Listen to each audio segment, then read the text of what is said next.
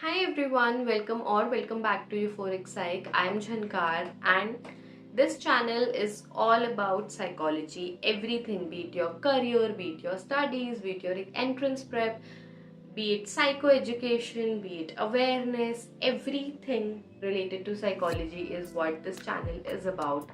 And let me begin by introducing myself. I'm Shankar and I'm pursuing my applied psychology honors at Delhi University. I'm in my third year right now, and this video is specifically for people who still have so many doubts around the new RCI program MA Clinical Psychology. Despite of me putting up this video already, I've got so many comments, so many DMs on Instagram, so many mentorship sessions you guys booked with me, and while I definitely love helping each and every one of you, I thought I'll come up here and take up some more common doubts and create a video around it. So with that, let's get into this video.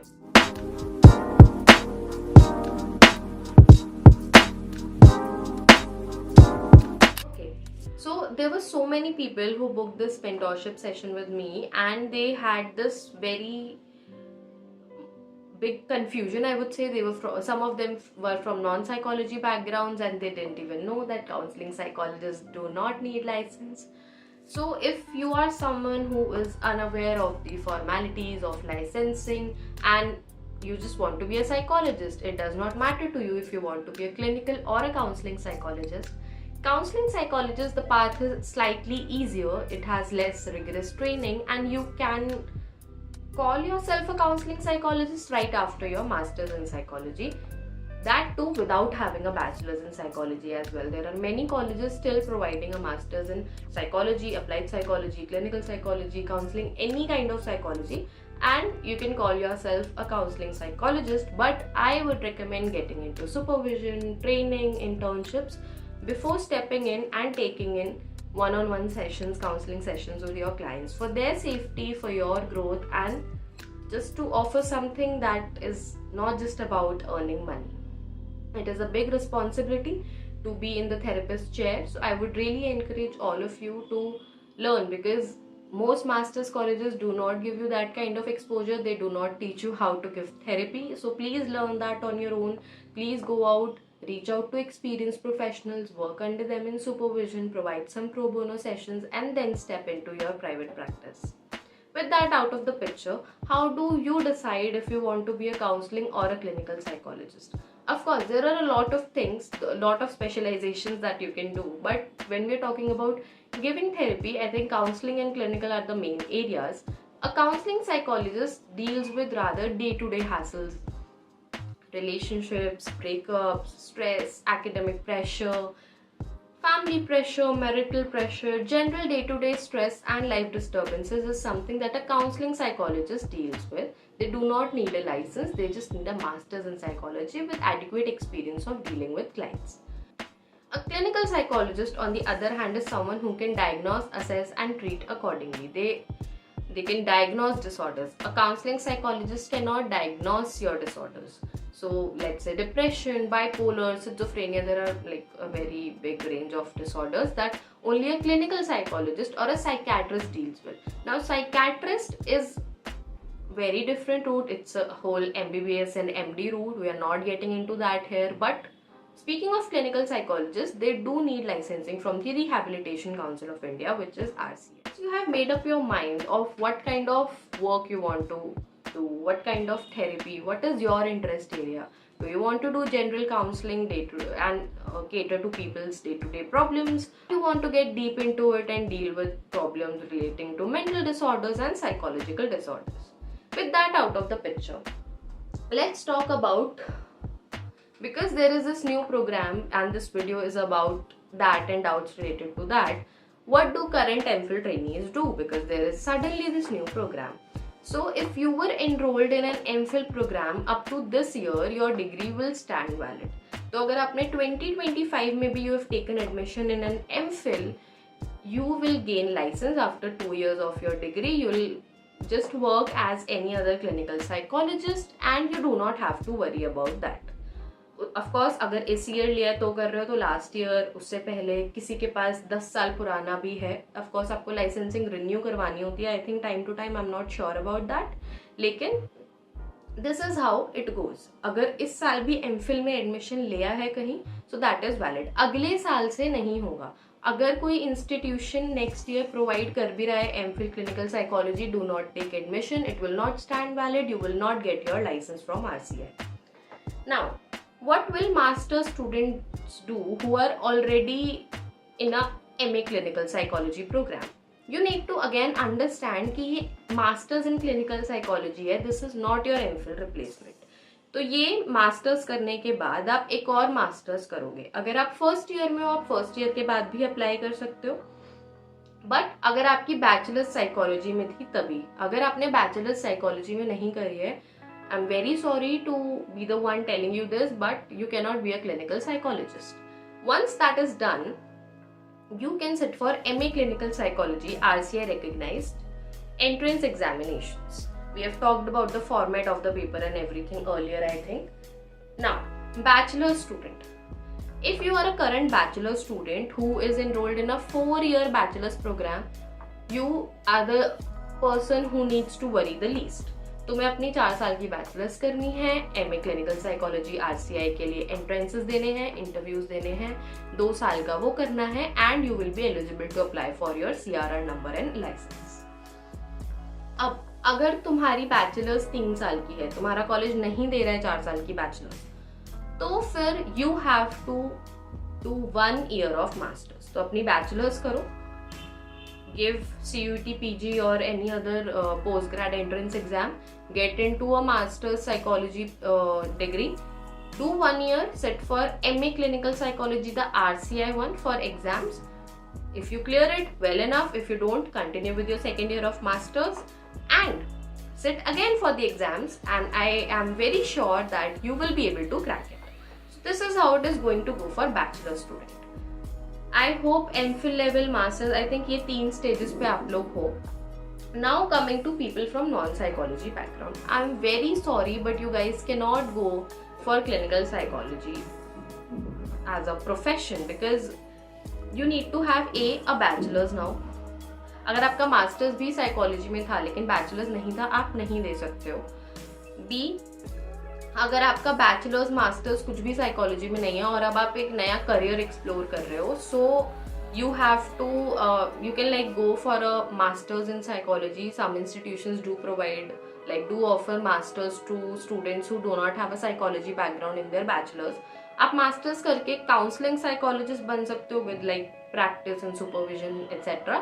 लेकिन clinical psychologist is not the profession for you. RCI does not allow it now.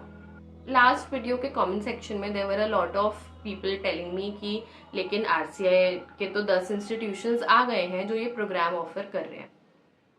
Of course आ गए हैं, and I think अभी और आ गए होंगे. I will pop a list somewhere on the screen कौन कौन से इंस्टीट्यूशंस प्रोवाइड कर रहे हैं.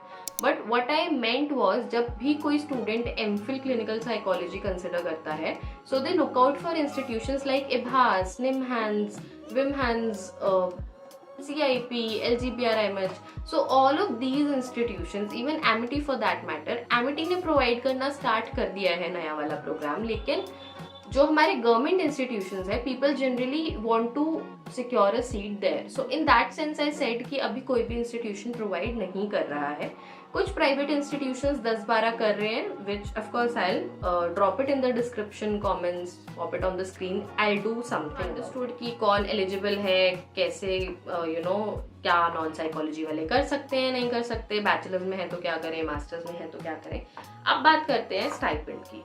I am very shocked that people did not know कि MPhil में स्टाइपेंड मिलता है. ऑफकोर्स प्राइवेट यूनिवर्सिटीज में नहीं मिलता है. आप एमिटी से, गुरुग्राम यूनिवर्सिटी यहाँ से करोगे तो आपको फी ही देनी पड़ेगी, which is in lakhs literally. तो वहाँ पे तो आपको नहीं मिलेगा स्टाइपेंड. लेकिन अगर आप government institutions like NIMHANS, CIP, इभास, दीज आर इंस्टीट्यूशंस जो अपने MPhil ट्रेनिंग्स को 25,000 पर मंथ का स्टाइपेंड देते हैं. बिकॉज MPhil में आप स्टूडेंट कम होते हो, आपकी क्लासेस होती हैं, आपका you have to submit a dissertation also and everything. लेकिन you are more of a professional. आप प्रोफेशनल ट्रेनिंग कर रहे हो, आप अपना टाइम डेडिकेट कर रहे हो, आप 8 to 12 आवर्स का हॉस्पिटल शिफ्ट कर रहे हो every day. So you deserve to get a stipend.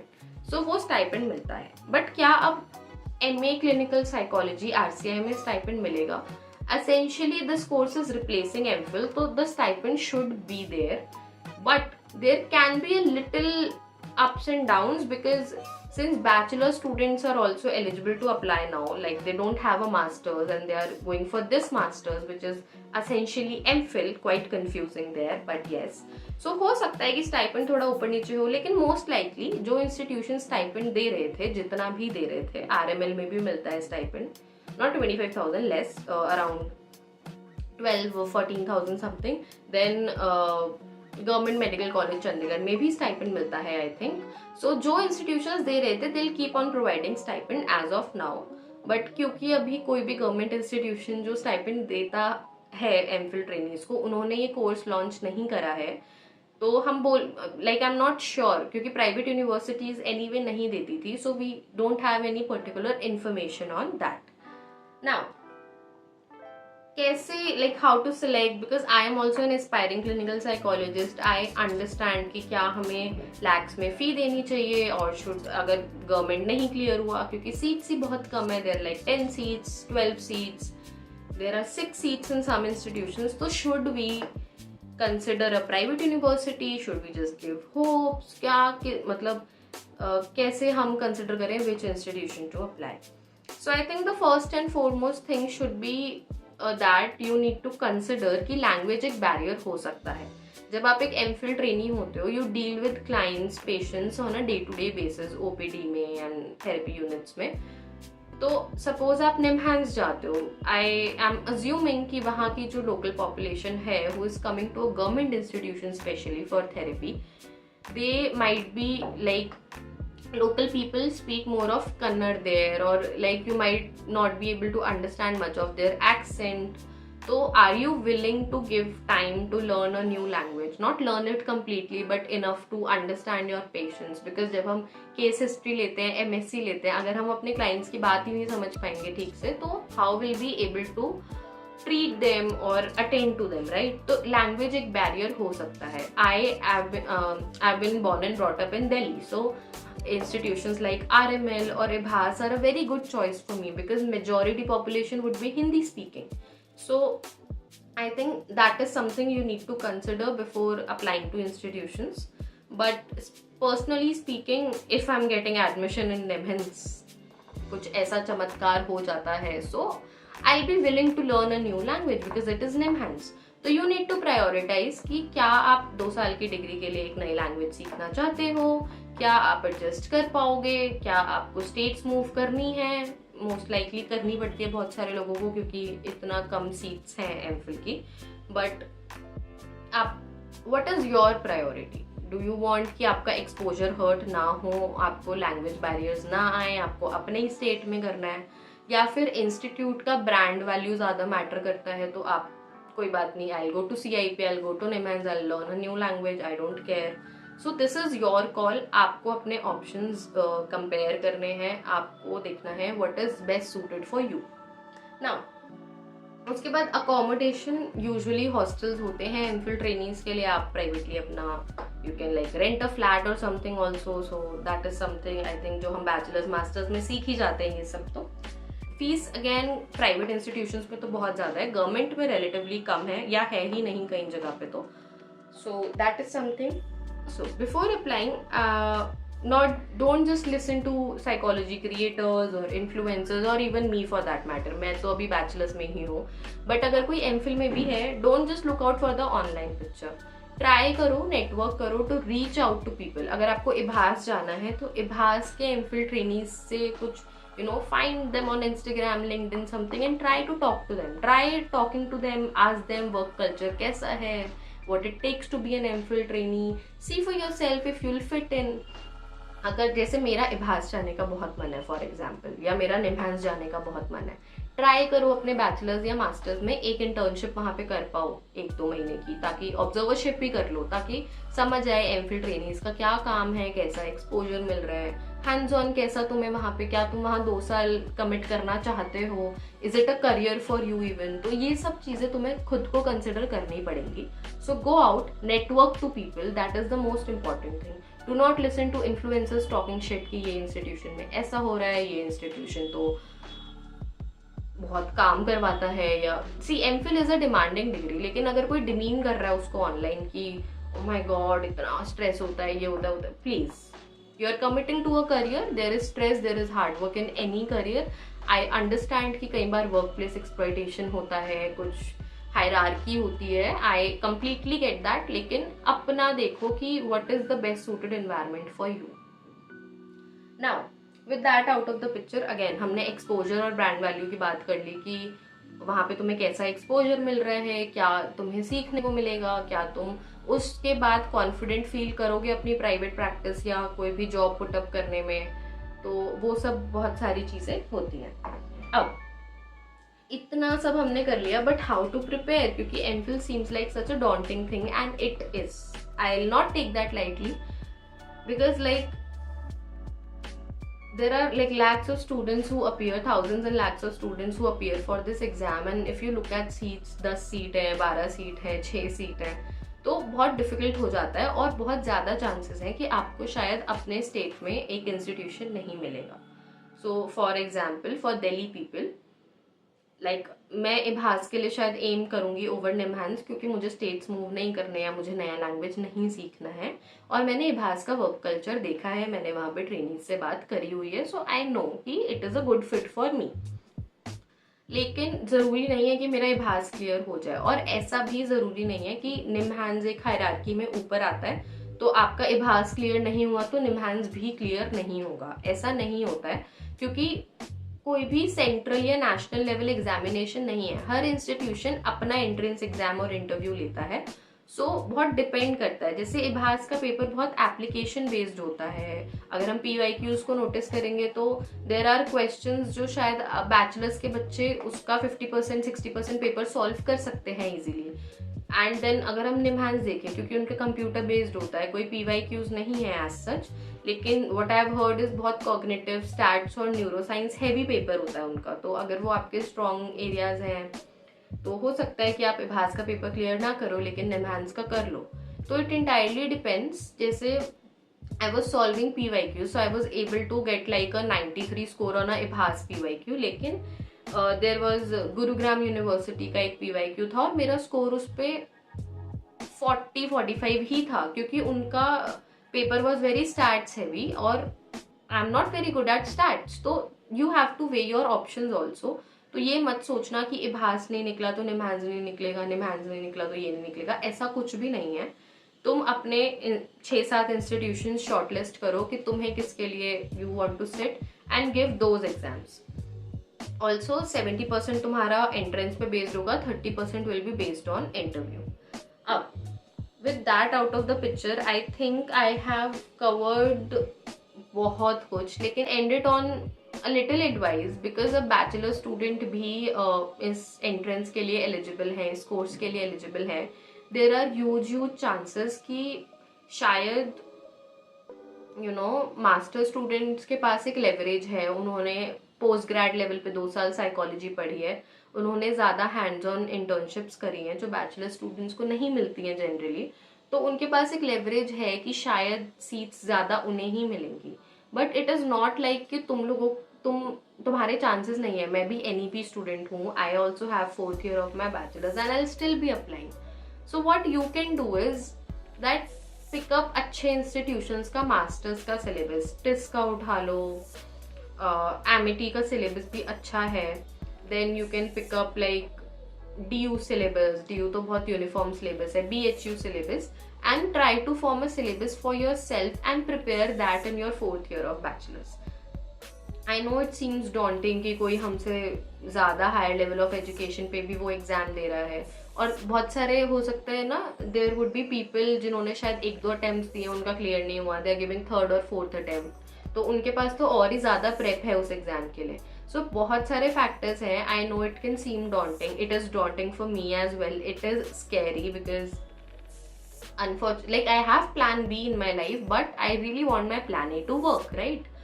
तो ये सारी चीज़ें हैं, but honestly all you need to do is study, all you need to do is learn, practical exposure लो, लेकिन कॉलेज की classes I mean classes miss कर सकते हो अगर तुम्हारे प्रोफेसर्स उतने अच्छे से नहीं पढ़ाते हैं, but like take college exam seriously. जब कॉलेज एग्जाम्स होते हैं उस टॉपिक को डेप्थ में पढ़ो, ऊपर ऊपर से चैट जीपीटी से पढ़ के मत दो एग्जाम्स। एंड में बहुत डिफिकल्ट होगा जब स्क्रैच से सिलेबस करना पड़ेगा। सो अभी जो भी पढ़ रहे हो उसको ठीक से पढ़ने की कोशिश करो ताकि बाद में सिर्फ रिविजन करना पड़े। मॉक पेपर्स दो जितने भी दे सकते हो। अभी मेरा 3rd ईयर स्टार्ट हुआ है एंड आई एम गिविंग, मतलब मैं आई ट्राई कि मैं 2 वीक में एक ऐसे टाइम पास में मॉक पेपर कर लेती हूँ to see where I stand. और हर वीक में से थोड़ा सा स्कोर मेरा 1-2 मार्क्स से स्कोर बढ़ ही जाता है। वो सिर्फ इसलिए हो रहा है क्योंकि I am paying attention to my college syllabus. I teach my juniors, मैं 11th-12th के ट्यूशंस लेती हूँ साइकोलॉजी के, तो मेरे बहुत सारे बेसिक्स पे ग्रास्प बहुत स्ट्रॉन्ग रहता है। तो उसकी and I have literally seen 11th-12th NCERT से क्वेश्चंस पुट अप होते हुए इन लाइक एंट्रेंस पेपर्स। तो डोंट थिंक लाइक कि मास्टर्स नहीं किया तो तुम नहीं कर सकते हो, you can definitely do it. And after all this rant, अगर अभी भी क्वेश्चंस हैं, see it's not possible for me comments में, पिछले वाले वीडियो पे इतने सारे कमेंट्स थे, लाइक 3 महीने पहले मैंने वो वीडियो डाला था and every comment had some different story. मैं नॉन साइकोलॉजी बैकग्राउंड से हूँ, मैं कैसे प्रिपेयर करूँ, how to switch careers, can I go for this course, can I not go for this course, all of this I cannot cater to you in comments because I need to understand आप अभी अपनी academic journey में कहाँ पर हो, what is your goal, what are your options। तो ये सब comments में नहीं हो सकता है unfortunately। जितना हो सकता है मैं try करती हूँ कि आप लोगों को session book ना करना पड़े और comments में आपकी queries solve हो जाए। But अगर मैं किसी comment पे reply करती हूँ that please book a session, that is only because I need to get a clearer picture of your current status. We need to weigh options. हमें सब कुछ consider करना पड़ता है कि are you able to afford that kind of education? Is it something that interests you? तो बहुत सारी चीज़ें होती है।